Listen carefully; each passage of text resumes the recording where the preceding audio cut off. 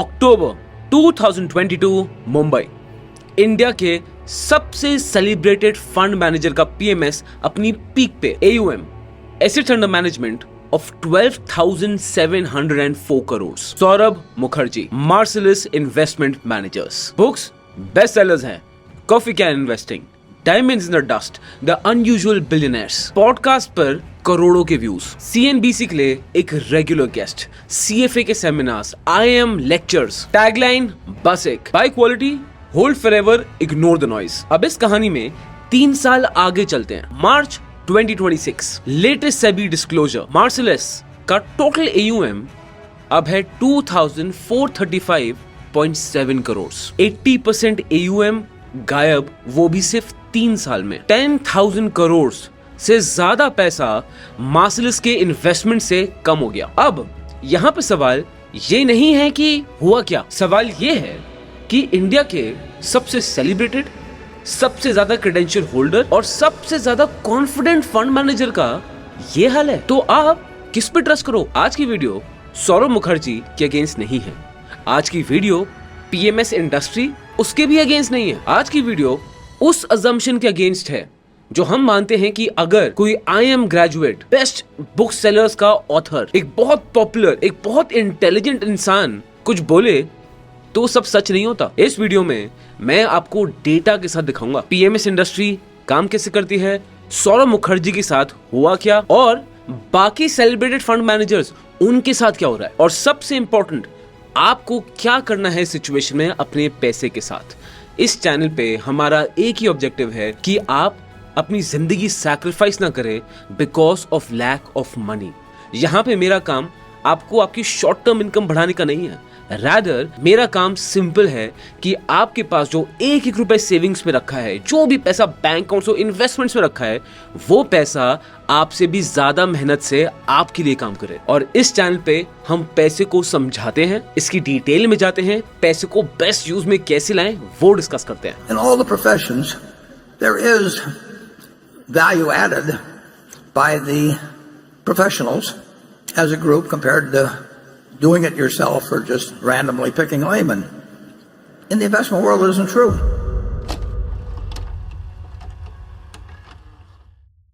पहले समझो PMS होता क्या है। Portfolio management services, SEBI registered, minimum investment 50 lakh. अब PMS का एक कोर पिच क्या होता है? म्यूचुअल फंड्स में आपके पास 50, 80, 100 स्टॉक्स हैं। इतनी डाइवर्सिफिकेशन की वजह से आपकी रिटर्न्स बहुत एवरेज आती हैं, जहां पे पीएमएस में सिर्फ होते हैं 15 to 25 स्टॉक्स, जो एक कॉन्सेंट्रेटेड पोर्टफोलियो है, हाई कन्विक्शन पोर्टफोलियो है, एक्टिव मैनेजमेंट का पोर्टफोलियो है, पर्सनलाइज्ड पोर्टफोलियो है, और आपके पास डायरेक्ट ओनरशिप है उन स्टॉक्स की, जहां पे डीएमएट अकाउंट आपका खुद का, टैक्स प्लानिंग वो भी कस्टमाइजेबल है, और सबसे ज्यादा इंपॉर्टेंट कि आप अपना फंड मैनेजर जो आपके पैसों का केयर टेकर होगा उनको आप खुद चूज कर सकते हो। अब ये फंडामेंटली गलत बिल्कुल भी नहीं है। Concentrated portfolios sometimes they beat the market. Some PMS managers have actually successfully beaten the markets. और कुछ ऐसे high net worth individuals होते हैं जिन्होंने PMS से फायदा लिया है। लेकिन, और मैं वीडियो को दोबारा फ्रेम करता हूँ, यहाँ पे ऑब्जेक्टिव ये नहीं है डिस्कस करने का कि PMS वर्क करता है कि नहीं करता है वर्क। असली सवाल जो हम यहाँ पे एड्रेस करने वाले हैं,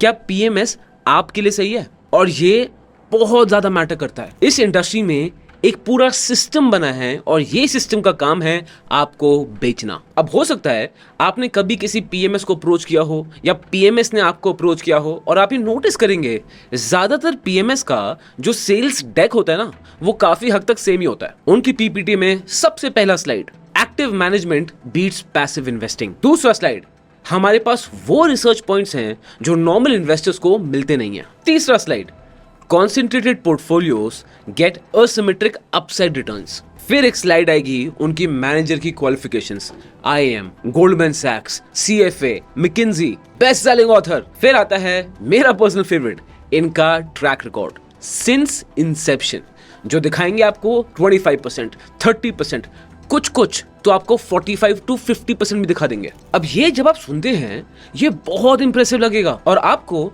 शक करने का मौका भी नहीं मिलेगा, बिकॉज आपको इतने अच्छे से सब प्रेजेंट किया जा रहा है। और यहीं पे इंसेप्शन ट्रैप वो शुरू होता है। अब इस इंसेप्शन ट्रैप को समझते हैं। जब कोई फंड आपको सिंस इंसेप्शन रिटर्न्स दिखा रहा है, वो आपको अपनी रिटर्न्स एक सिलेक्टेड स्टार्टिंग पॉइंट वहीं से कैलकुलेट करके दिखा रहा है। मैं आपको एक एग्जांपल समझाता हूं। अगर फंड 2018 में लॉन्च हुआ, अब 2018 टू 2021 स्टॉक मार्केट्स 80% से ज्यादा तक ऊपर चले गए थे। अब अगर कोई फंड सिंस इंसेप्शन रिटर्न्स दिखा रहा है ऑफ 2018, तो उनकी रिटर्न्स टू 25-30% से ज्यादा शो हो जाएंगी, एंड इसमें कुछ भी गलत नहीं है। बट मजे की बात इधर आती है, अगर उसी फंड में कोई 2022 में एंटर करता है और वो ही फंड 3 साल तक अंडर परफॉर्म करे, तो उन लोगों का तो एक्सपीरियंस उस फंड के साथ बिल्कुल ही डिफरेंट है। लेकिन जो पीएमएस का मार्केटिंग मटेरियल होगा, वो आपको सिंस इंसेप्शन रिटर्न्स वो ही दिखाएंगे। जिन क्लाइंट्स के लिए उस पोर्टफोलियो ने अंडर परफॉर्म किया है, उनकी बात कोई नहीं करेगा। अब सेबी ने 2020 में इस प्रॉब्लम को सॉल्व करने के लिए बहुत कोशिश की। स्ट्रिक्टली मैंडेट कर दिया कि एक फंड को अपना 1 year return, 3 year return, 5 year return, 10 year return, since Inception return सब दिखाना होगा। TWRR मेथड वो यूज करो। जो नेट बचता है आफ्टर पेइंग द फीस वो दिखाओ। लेकिन जो पीएमएस के डिस्क्लोजर डॉक्यूमेंट्स है, अरे वो कौन पढ़ता है यार। सब क्या देखते हैं, सिर्फ मार्केटिंग मटीरियल। एंड हमेशा उस मार्केटिंग मटीरियल में आपको एक नंबर सबसे ज्यादा इंप्रेसिव दिखेगा, वो है सिंस इंसेप्शन। और ये सिर्फ कोई एक सिंपल मार्केटिंग ट्रिक नहीं है, ये इस इंडस्ट्री का स्ट्रक्चर है। और यहीं से असली कहानी शुरू होती है, मार्सिलिस की कहानी। मार्सिलिस 2018 में लॉन्च हुआ। Saurabh Mukherjee the CIO, chief investment officer. पहले 3 साल फ्रॉम दिसंबर 2018 टू दिसंबर 2021 वो truly fantastic. Consistent compounders portfolio, इनकी फ्लैगशिप स्ट्रैटेजी ने 27% एनुअलाइज्ड रिटर्न दिया, और उसी टाइम पे निफ्टी ने 17% का रिटर्न दिया, 10 परसेंटेज पॉइंट्स का alpha. This is real performance. और उसके साथ साथ बुक्स वो best sellers, media loved him, and Marcellus का AUM रॉकेट की तरह ऊपर जा रहा था। अप्रैल 2021 में कंसिस्टेंट कंपाउंडर्स पोर्टफोलियो का AUM was 3,563 करोड़। ठीक है, सिर्फ 18 महीने बाद अक्टूबर 2022 में पूरी फर्म का AUM पीक आ गया at 12,704 crore. Just imagine the growth of this fund, crazy.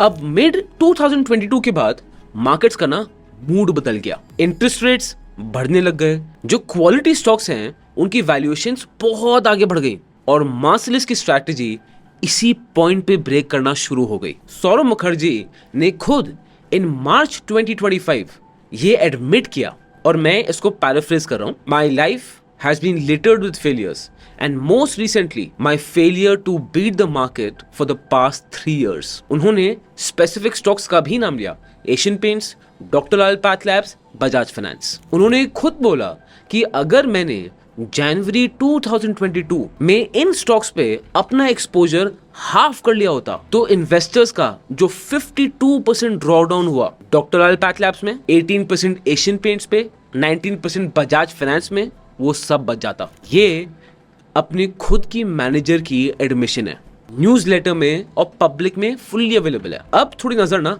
Numbers पे डालते हैं। मार्च 2026 में कंसिस्टेंट कंपाउंडर्स की जो 5 ईयर कैगर रिटर्न्स थी, वो थी 1.19%, और इस टाइम पे निफ्टी 50 की रिटर्न इज 10.01%। जस्ट इमेजिन, जो 3 ईयर कैगर रिटर्न्स थी वो थी 3.14%, और निफ्टी की 3 ईयर कैगर रिटर्न्स 10.03%। मतलब एक पीएमएस की फ्लैगशिप स्ट्रैटेजी पिछले 5 साल से निफ्टी के 9% पीछे बैठी हुई है, और ये वही टाइम पे जब मार्केट्स एकदम बुल रन में भागा है। एंड माइंड यू, ये जो मैं आपको बता रहा हूं, ये रिटर्न नेट फीस नहीं है, ये रिटर्न ग्रॉस है। इस फंड के इन्वेस्टर्स ने 2.5% तो सिर्फ मैनेजमेंट फीस पे की है, और उसके ऊपर परफॉर्मेंस फी अलग से पे की है कुछ पीरियड्स में। एक बार आप कैलकुलेट करो, पीएमएस में मिनिमम इन्वेस्टमेंट कितनी होती है, 50 लाख। लेट्स अज्यूम किसी ने 50 लाख इन्वेस्ट किए 5 साल के लिए, 5 साल बाद वो 50 लाख कितना हुआ, बस 53 लाख। जबकि वही पैसा अगर इंडेक्स में इन्वेस्ट कर देते, जिसमें ना मैनेजमेंट फी पड़ती ना ही परफॉर्मेंस फी पड़ती, आपका 50 लाख हो जाता 80 लाख। 27 लाख का डिफरेंस है वो भी 5 साल बाद, वो भी एक इन्वेस्टर के एक डिसीजन की वजह से। और ये जो मैं आपको बता रहा हूं सिर्फ कोई हेडलाइन नंबर नहीं है। अगर आप इनका AUM एक्सोडस देखोगे ना तो ये और ज्यादा पेनफुल है। जून 2023 AUM 12,608 करोड़, सितंबर 2023 AUM 10,564 करोड़, दिसंबर 2023 AUM 10,021 crore, June 2024 AUM 7,800 crore and constantly AUM lose करके और लूज करके और लूज करके और लूज करके और लूज करके और लूज करके मार्च 2026 में AUM is 2,436 करोड़। इन्वेस्टर्स के एक ग्रुप ने ना क्वाइटली मार्सिलस से एग्जिट ले लिया। और ये सिर्फ मार्सिलस की कहानी नहीं है, मैं आपको इंडस्ट्री के कितने एग्जांपल्स दे सकता हूं। Motilal Oswal value fund 3 year CAGR -0.9% minus, and वहीं पे निफ्टी वॉज मोर देन 19.5%। आप डिफरेंस सोचिए सर, 20% तक का डिफरेंस। फिर इसी फंड का 5 ईयर कैगर वॉज 8.3%, जहां पे निफ्टी ने परफॉर्मेंस दी ऑफ 17.1%। फिर आते हैं वाइको कैपिटल, प्रशांत खेमका का, who is a ex Goldman सैक्स एसेट मैनेजमेंट कंपनी प्रोफेशनल। इनके फंड का 5 ईयर रिटर्न वॉज 5.99%। वहीं पे निफ्टी का रिटर्न आया 11.5%। आपको मैं एक और एग्जांपल देता हूं, ASK इन्वेस्टमेंट मैनेजर्स, AUM जून 2025 में इनका था ऑफ 17,928 करोड़ और वो दिसंबर 2025 में आके हो गया 14,425 करोड़। 3,500 करोड़ का AUM पूरा खत्म हो गया सिर्फ 6 महीनों में। और ये आप सेबी के खुद के नंबर्स में देख सकते हो। जनवरी 2025 में प्योर इंडियन PMS इंडस्ट्रीज में 401 स्ट्रैटेजीज थी। और आपको पता है कि इन 401 स्ट्रैटेजीज में से कितनी स्ट्रैटेजीज ने निफ्टी 50 को सक्सेसफुली बीट किया? 12। यस, 12। मतलब सिर्फ 3% स्ट्रैटेजीज इन्होंने ही काम किया है। सेबी चेयरमैन ने फरवरी 2026 में ये खुद एक पब्लिक स्टेटमेंट दिया है, exaggerated performance claims undermine trust and could stall the growth of this entire industry. ये रेगुलेटर खुद है जो बोल रहे हैं, ये रेगुलेटर खुद बोल रहे हैं कि PMS इंडस्ट्री में इन्वेस्टर्स को मिसलीड किया गया है। और ये मैं अपने मन से नहीं बोल रहा हूं, ये एक पब्लिक रिकॉर्ड है। अब क्वेश्चन ये है कि ये हो क्यों रहा है? क्या ये कोई कॉन्स्पिरेसी थ्योरी है? बिल्कुल नहीं, ये एक सिस्टम है। इस वीडियो में मैंने सौरभ मुखर्जी को बहुत हाईलाइट किया, नॉट बिकॉज कोई हमारा पर्सनल ग्रज है उनसे, बट ओनली बिकॉज वो फेमस हैं, आप उनसे रिलेट कर पाएंगे। But let me clear this out for you, Saurabh Mukherjee is not anomaly. As a matter of fact ये एक पैटर्न है, and as a even harder matter of fact ये पैटर्न एक ग्लोबल पैटर्न है। मैं आपको एग्जांपल देता हूं।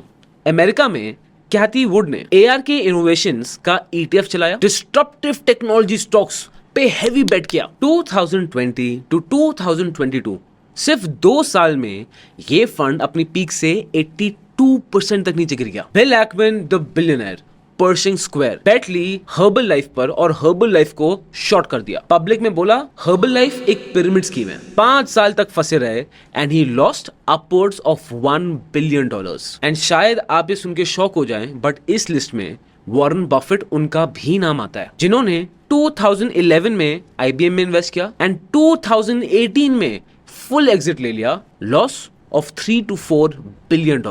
और ये उन्होंने खुद बर्कशायर शेयर होल्डर लेटर में एडमिट किया। एक और एग्जांपल देता हूं, रे डैलियो का एग्जांपल। इनका ब्रिज वाटर जो एक प्योर अल्फा फंड है, 2022 में 22% से गिर गया। और फिर आने वाले साल 2023 ने इन्वेस्टर्स ने $70 बिलियन सारे विड्रॉ कर लिया। और ये शायद मेरा फेवरेट एग्जांपल है, 1998 में लॉन्ग टर्म कैपिटल मैनेजमेंट। ये फंड 2 नोबेल लॉरियट्स उन्होंने शुरू किया, जिनके पास थी नोबेल प्राइज विनिंग मैथ्स। सिर्फ 4 महीने में $4.6 बिलियन गायब। $4.6 बिलियन। और अगेन ये बात 1998 की है। आप खुद सोचिए उस पैसे की इस समय क्या वैल्यू होती। सिचुएशन इतनी खराब हो गई थी कि फेडरल रिजर्व को खुद इनको बेल आउट करना पड़ा पूरे सिस्टम को बचाने के लिए। अब मैंने आपको सेबी का डेटा दिखाया था, अब मैं आपको ना S&P 500 का डेटा भी दिखाता हूं। स्टैंडर्ड एंड पुअर्स की ऑफिशियल रिपोर्ट, पिछले 10 साल में 84.3%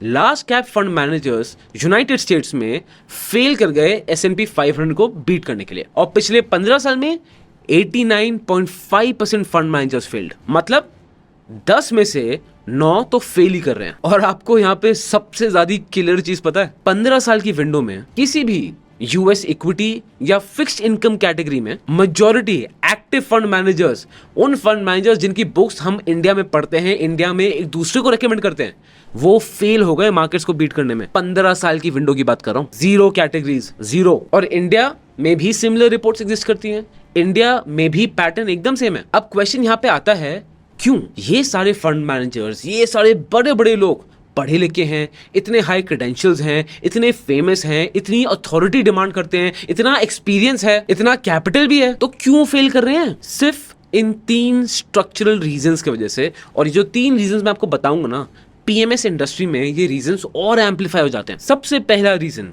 द साइज टैक्स। जब मार्सिलिस 2018 में लॉन्च हुआ था, उनका एयूएम क्या था? 500 करोड़। यहाँ पे एक हाई अल्फा, एक स्ट्रॉन्ग पॉसिबिलिटी है। पर जब यही एयूएम 12,000 करोड़ उससे ज्यादा हो गया, तो किसी भी फंड मैनेजर के लिए स्मॉल बेट्स लेना पॉसिबल है ही नहीं। इसको सोच के देखिए, एक पीएमएस का फीचर क्या होता है? आपको कॉन्सेंट्रेटेड पोर्टफोलियो मिलेगा ऑफ 15 to 25 स्टॉक्स। हम मान के चलते हैं 25 स्टॉक्स। अब 12,000 करोड़ का एयूएम है इन 25 स्टॉक्स, मतलब हर एक स्टॉक में 500 करोड़ तक का एक्सपोजर।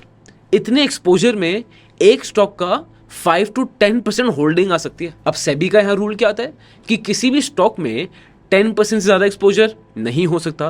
तो इस वजह से fund manager is forced to buy larger and larger and larger companies, जैसे HDFC, रिलायंस, एशियन पेंट्स। और यही करते करते ज्यादातर फंड मैनेजर्स कहाँ जाते हैं? वही निफ्टी 50 के लार्ज कैप कंपनीज के बहुत पास। तो इफेक्टिवली एक इन्वेस्टर जो उस फंड में इन्वेस्ट कर रहा है जिसका एयूएम इतना ज्यादा है, वो एक इंडेक्स ही खरीद रहा है, लेकिन वो 2.5% मैनेजमेंट फीस भी देंगे एंड 20% परफॉर्मेंस फीस वो भी देनी पड़ेगी। ये होता है साइज टैक्स। एक बार एक पीएमएस बहुत पॉपुलर हो जाता है ना, तो एयूएम बहुत बढ़ जाता है। उस हाई एयूएम के चक्कर में पीएमएस अपना खुद का अल्फा ही काट देता है। सो अल्टीमेटली ये जो अल्ट्रा सक्सेसफुल पीएमएस होते हैं ना, ये इनएविटेबली एक्सपेंसिव इंडेक्स फंड्स बन जाते हैं। अब आ जाते हैं रीजन 2 पे, करियर रिस्क। एक फंड मैनेजर की जो जॉब सिक्योरिटी है, वो उनके बेंचमार्क से नहीं बनता है, वो बनता है एक फंड मैनेजर के पीयर ग्रुप से कि वो कैसा परफॉर्म कर रहे हैं। मैं आपको एग्जांपल समझाता हूं। अगर एक फंड मैनेजर ने निफ्टी से 1% कम रिटर्न्स दिए एंड पीयर ग्रुप में भी most of them 1% less returns than Nifty, तो कोई इशू की बात नहीं है, फंड मैनेजर का करियर जॉब सेफ है। बट वहीं पे अगर फंड मैनेजर ने निफ्टी को 5% से बीट किया है, बट उस फंड मैनेजर के पीयर्स ने निफ्टी को 10% से बीट कर दिया है, तो फंड मैनेजर की जॉब, इज्जत सब खतरे में है। इसका नेचुरल रिजल्ट क्या हो जाता है? Closed indexing. एक फंड मैनेजर फिर नेचुरली अपने पोर्टफोलियो को इंडेक्स के बहुत क्लोज रखता है, जो रिस्क है उसको बहुत मिनिमलाइज करता है, और रिजल्ट काफी हद तक इंडेक्स के आसपास ही होता है। लेकिन ये याद रखिए, इसी इंडेक्स के आसपास के रिटर्न्स के लिए आप 2.5% मैनेजमेंट फीस अलग से दे रहे हो, जो एक इंडेक्स ETF में शायद 0.1% हो। It's a huge difference. और यहीं पे आ जाता है third reason, the compounding fees. और ये सबसे ज्यादा पेनफुल है। ये मान के चलते हैं कि एक फंड मैनेजर ने अपने पोर्टफोलियो पे 1% ग्रॉस अल्फा रिटर्न वो दिया है, मतलब निफ्टी से 1% हायर। सिंपल है। अब यहाँ पे बात ये है कि यहाँ चार्ज क्या होता है? 2 to 2.5% management fees and 20% performance fee. Net result क्या है? एज अ इन्वेस्टर आप अंडर परफॉर्म कर रहे हो by 1 to 1.5% from the index हर एक साल। अब इसी का आपको कंपाउंडिंग डिजास्टर्स इफेक्ट बताता हूं। एक इन्वेस्टर ने पीएमएस में मिनिमम अमाउंट वो इन्वेस्ट किया ऑफ 50 लाख। अब यहाँ पे 1.5% की अंडर परफॉर्मेंस कंपाउंड करके 10 साल में 15 लाख का नुकसान है। और इन्फ्लेशन की तो हम यहाँ बात भी नहीं कर रहे, पर यहाँ पे मैं एक फेयर बात रखना चाहता हूँ। सब पीएमएस मैनेजर्स के सिमिलर ट्रैप्स नहीं होते हैं। इंडियन मार्केट में ही मैं आपको कॉन्क्रीट एग्जांपल्स बता सकता हूँ जहां पे पीएमएस ने फैंटास्टिकली आउट परफॉर्म किया है। Sage 1 investment managers, Samit Vartak, 16 years का एनुअलाइज्ड रिटर्न ऑफ 31.5% और निफ्टी का return only 13.7%। Cumulative outperformance आप देखेंगे तो इस फंड की मैसिव है। कैरोलाइन कैपिटल 5 ईयर की CAGR 21%, जबकि BSE 500 की only 16.8%। Renaissance investment managers, Pankaj Murarka 5 year की कैगर रिटर्न 30.42% और वहीं पे निफ्टी की ओनली 23.69%। पॉइंट कैपिटल जिगर मिस्त्री 5 ईयर TWRR 32.2%, वहीं पे BSE 500 का ओनली 20.3%। अब आपको पता है इन सब सक्सेसफुल फंड्स में कॉमन चीज क्या है? इनका AUM बहुत स्मॉल है, discipline size management, long term horizon रखते हैं एंड मेरी फेवरेट लेस मीडिया प्रेजेंस। इसका मतलब जो PMS कैटेगरी है वो ब्रोकन नहीं है, यहाँ पे सिलेक्शन की प्रॉब्लम है, यहाँ पे स्ट्रक्चरल अंडरस्टैंडिंग वो नहीं है, प्रोडक्ट बिल्कुल भी गलत नहीं है, जो मैचिंग है वो गलत है, जो अजम्पशन है वो गलत है। अब बहुत है चांसेस कि अब आप ये सोच रहे हो तो इस सब के बाद मैं अपना पैसा कहाँ रखूं? इंडेक्स फंड में रखूं, PMS में रखूं, म्यूचुअल फंड में रखूं, कहाँ रखूं? ये सही सवाल नहीं है। सही सवाल एक्चुअली ये है, आपका पोर्टफोलियो किसके लिए डिजाइन हुआ है, आपके गोल्स हैं क्या, आपकी रिस्क कैपेसिटी वो क्या है, क्या आपकी जो एसेट एलोकेशन है क्या वो करेक्ट है, आप कुछ फीस दे रहे हो और फीस दे रहे हो तो वो कहां जा रही है, कितनी जा रही है। आपको ये डिफरेंस समझना जरूरी है कि एक्सपर्टीज को आप आउटसोर्स नहीं कर सकते, बट आप प्रोसेस को आउटसोर्स कर सकते हो। गोयला फाइनेंशियल सर्विसेज एक SEBI registered investment advisory firm है। यहाँ पे ना ही आपको स्टॉक पिकर्स मिलेंगे, ना ही आपको फंड मैनेजर्स मिलेंगे, यहाँ पे आपको प्रोसेस पार्टनर्स मिलते हैं। हर एक क्वार्टर आपके साथ बैठेंगे, आपको बताएंगे कि आपके पोर्टफोलियो को एग्जैक्टली चाहिए क्या ऐड करना है, क्या एग्जिट करना है, किन स्टॉक्स को रीबैलेंस करना है, और वो भी आपकी लाइफ के हिसाब से, आपकी गोल्स के हिसाब से, आपकी सिचुएशन के हिसाब से। डिस्क्रिप्शन और पिन कमेंट में लिंक है वेल्थ डायग्नोस्टिक कॉल का, जो एक डिस्कवरी कॉन्वर्सेशन है, कोई सेल्स पिच नहीं है। अगर आपकी सिचुएशन को मद्देनजर रखते हुए हम आपको हेल्प कर सकते हैं तो हम आगे बढ़ते हैं, और अगर नहीं तो कुछ भी नहीं। दरवाजे खुले हुए हैं, चॉइस आपकी है। अब आ जाते हैं सोल्यूशन पे जो आप इस हफ्ते से यूज करना शुरू कर सकते हो।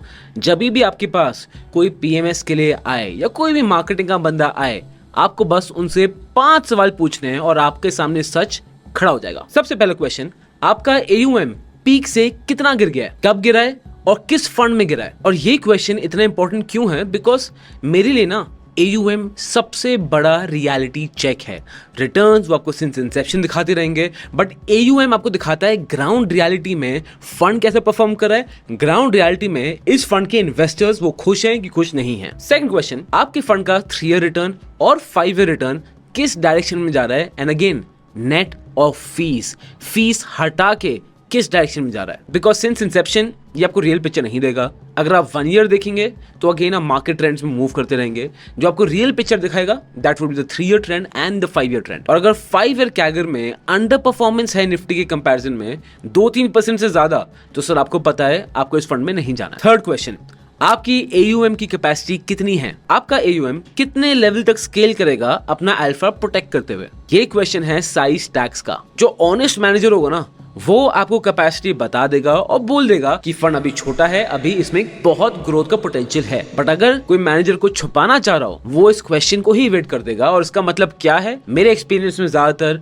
कि फंड अपनी कैपेसिटी AUM को ऑलरेडी पार कर चुका है। आपके फी स्ट्रक्चर में हाई वाटरमार्क प्रिंसिपल है और एग्जिट क्या है। हाई वाटरमार्क प्रोटेक्ट करेगा आपको अगर फंड अपनी पिछली पीक से नीचे गिर गया तो। परफॉर्मेंस फी तब नहीं चार्जोगी जब तक वो पीक से रिकवर ना कर जाए। और एग्जिट सबसे ज्यादा जरूरी सवाल मेरे लिए, one of the most important question. आपको पूछना है अगर आपने फंड 1 साल में एग्जिट किया तो आपकी एग्जिट कॉस्ट क्या है, लॉक इन क्या है इसमें।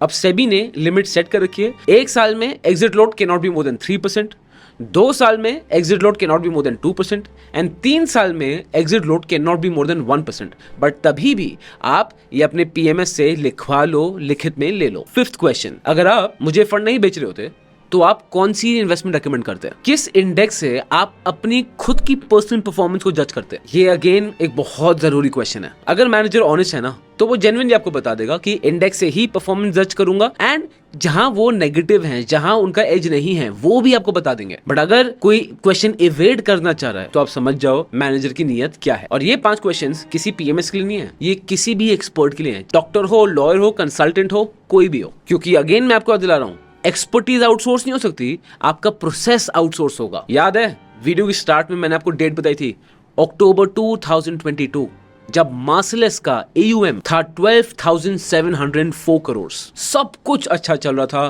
बुक्स बेस्ट सेलर थी, मीडिया कवरेज एक्सप्लोड हो रही थी, इन्वेस्टर्स सुपर कॉन्फिडेंट। अब मार्च 2026 में AUM रह गया है सिर्फ 2436 करोड़।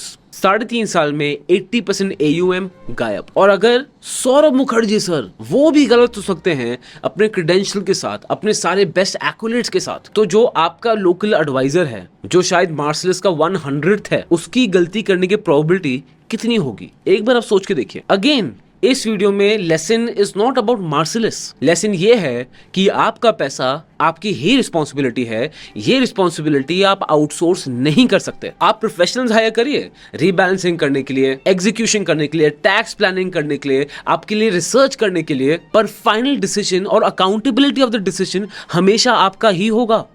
कोई भी यहां पे आपको और पैसे कमा के नहीं देने वाला है। और ये याद कर लीजिए कि स्टॉक मार्केट्स में सिर्फ हाई डिग्री वाले लोग सही हैं, ये बहुत ही गलत अजम्पशन है। मैं मार्केट्स में 2010 से हूं और रियलिटी ये है मार्केट्स अनसर्टन है, फ्यूचर अनप्रेडिक्टेबल है और सारी कन्विक्शन ना एक लेवल पे एक इल्यूजन ही है। तो क्वेश्चन ये आपको पूछना चाहिए अपने आप से, अगर ये एक्सपर्ट गलत हो गया तो क्या आप सर्वाइव कर पाओगे? क्या आपके फैमिली की लाइफस्टाइल में कोई दिक्कत तो नहीं आएगी? और अगर आपका आंसर है हाँ, तो फिर रिस्क लीजिए और उस इन्वेस्टमेंट एडवाइजर के पास जाइए। और अगर आपका दिमाग घूम रहा है, आप सोच रहे हो कि आप पता नहीं इसका आंसर क्या होगा, एग्जीक्यूशन आउटसोर्स करो, डिसीजन नहीं। आपके पास दिमाग है, आप खुद यूज कर सकते हो कि इंडिया में आपके आसपास कौन से सेक्टर अच्छा करेंगे, कौन सी कंपनीज की पॉसिबिलिटी अच्छी है। एक बार डेटा आपके सामने है, नंबर्स आपके सामने है, कौन सी कंपनी क्या कर रही है, कौन सी कंपनी कितना प्रॉफिट कमा रही है, अल्टीमेट डिसीजन आपको अपनी सद्बुद्धि से ही लेना है। Because wealth is one thing that you can not outsource. यहां तक वीडियो देखने के लिए बहुत बहुत धन्यवाद।